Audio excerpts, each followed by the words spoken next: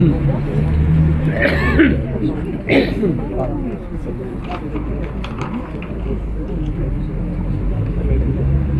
camarades, mesdames et messieurs les élus, mesdames et messieurs, donc ça fait 108 ans que Jean Jaurès a été assassiné à Paris par un militant d'extrême droite, c'est important de le rappeler. Assassiné entre autres parce qu'il défendait la paix.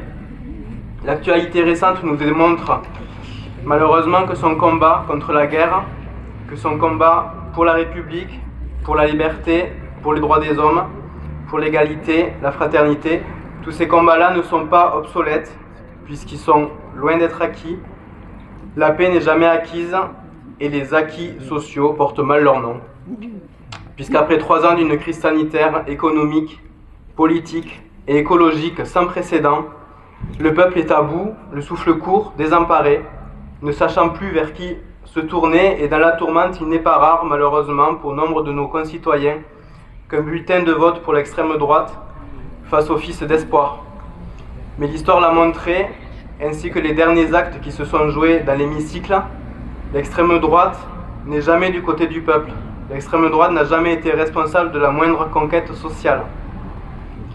Qu'aurait pensé Jaurès de cette situation politique inédite sous la Ve République, où un président de la République nouvellement réélu perd sa majorité absolue à l'Assemblée nationale et de ce fait décide de s'appuyer sans complexe sur le soutien de l'extrême droite pour faire passer ces lois terribles d'exclusion et de recul social.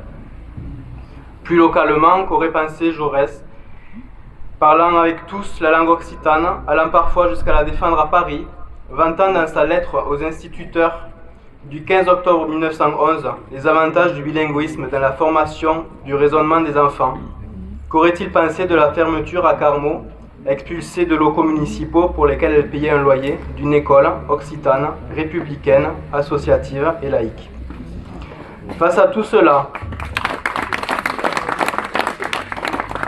face à ces répressions que nous vivons nationalement, localement,